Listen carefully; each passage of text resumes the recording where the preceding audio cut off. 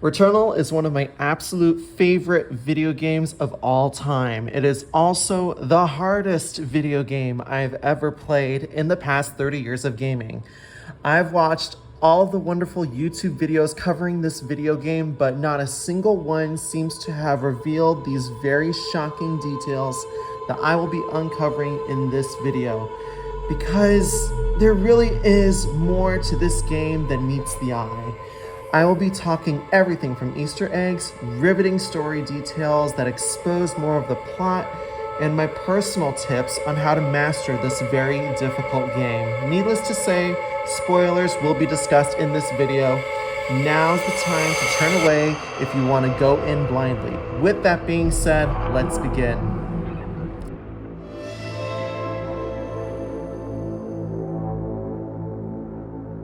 I'll start with an unsettling discovery, if you will. The astronaut stalks Celine in the first 3 biomes. Someone else is here. An astronaut, but that's impossible. Is it guiding me or following? It reminds me of the old photos my mother showed me. The type of suit she would have worn if not for the accident. But something from the Apollo era couldn't withstand this atmosphere. In early scout logs, Celine will document moments where she feels that she is being followed or watched by an astronaut, and players can see this in action. If you look very closely, you can see the astronauts standing on the ledges of old buildings and ruins, staring at Celine. When you look again, they disappear. My jaw dropped to the floor when I saw this happen in real time, in the middle of a boss fight on top of it. Xeno-archives change in the Tower of Sisyphus depending on the biome you're entering from. In the overgrown ruins, it shows a severed conflict narrative, but entering through the echoing ruins shows more of Celine's personal trauma and neglecting her son. Her dialogue will also change. When you find the disgorgers from the overgrown ruins, she'll say the following. Acquired new xenotype tech.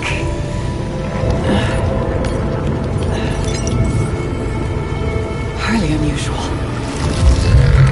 Clearly, extremely powerful. Field test imminent. But if you find them from the echoing ruins, she'll instead say, This gift. Twitching. Shifting.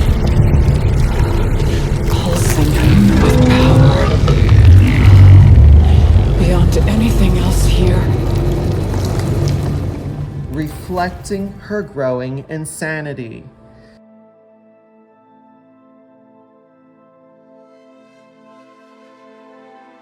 The green action figure that can be seen in the cockpit every time Celine wakes from her death and in Helios's bedroom is actually a reference to one of Housemarque's original game titles, Resogun.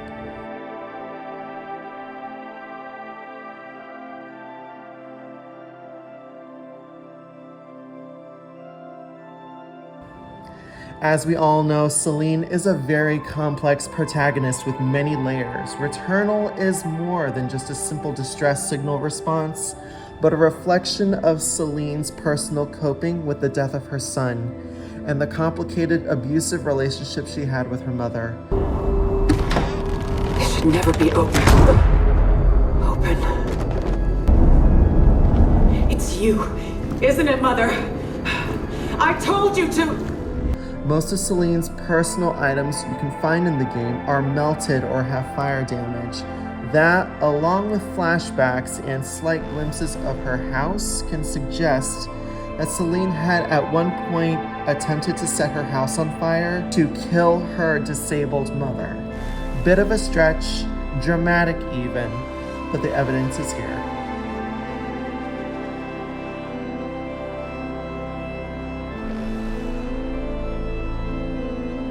There's plenty of instances in Celine's house where the creature that haunts her mind, Chaos, is seen watching her through photos, Helios's toys, and in the hospital sequence with the Tower of Sisyphus campaign, coin faces are seen with the same eerie triangle formation.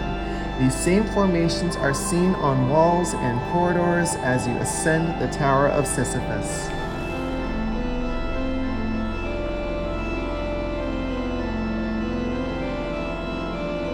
Once you collect the bouquet of poppies and have access to the recovery room, go down the hall and through the double doors on the left 3 times, and go back into the recovery room. You'll see an astronaut balloon and Octo, Helios's favorite stuffed animal, on the recovery bed.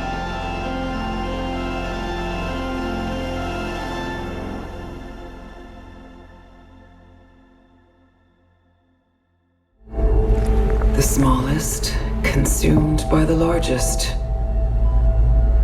Each one empty inside. Now in the hospital, 3 Russian dolls are on top of the drawer.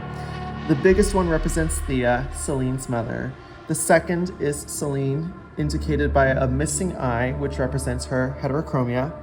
And the smallest is Helios, Celine's son.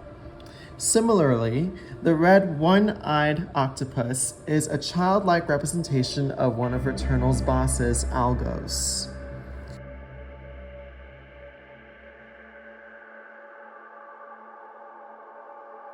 Now onto some tips and tricks that have kept my cycles smooth and easy. Weapons make or break any cycle in Returnal, and while it's one of the best, the Electropylon Driver is an overrated weapon, great for beginners, but isn't the weapon of choice if you want to expedite your run.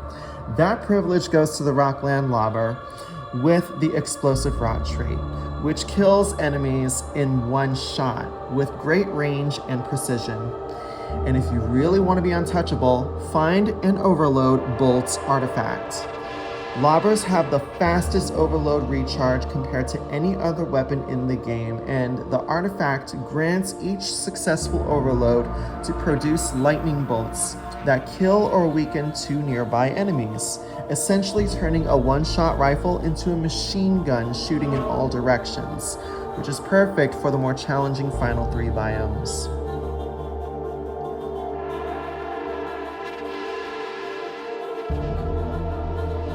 The next tip is if you're ever pinned down, surrounded by a bunch of enemies, and are near a small body of water, submerge yourself.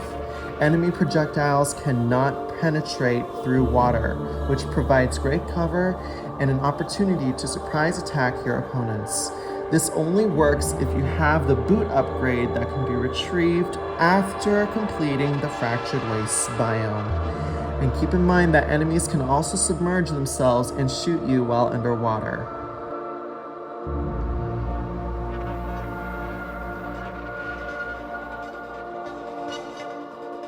And lastly, the Titanops. You know, this thing is actually one of the easiest bosses to defeat so long as you have the grapple hook. Just zip from one end of the arena to the other and keep hitting him with whatever ammunition you have, and they can't touch you with killing blows. Be sure to evade or grapple when they glow red. For those of you sticking around to the end of the video, here is a bonus tip, more like a rundown, just to cover some game-breaking artifacts and consumables. The Shield Disruptor, which can be found in a secret area within the Overgrown Ruins, has the ability to disable shields without the need of a shield breaker, alt fire, or your Atropian blade. Resinous Shields, which grant a shield to your suit with every silphium resin you find.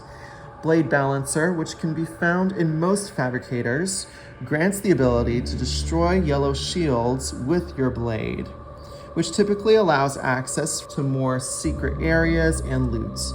And of course, the Child's Watch, or the astronaut figurine, also found in fabricators. Either of these personal items grants Celine an extra life whenever she dies.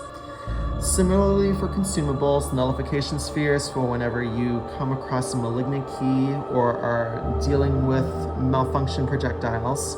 interference spheres, which disables all turrets in a specific area, and dismantlers, which are essentially portable nuclear bombs that kill all enemies and weakens bosses, but doesn't affect Celine. And those are my tips and findings after playing this game till my eyes bled. Hope you learned something today. Leave a comment in the description, like, and subscribe.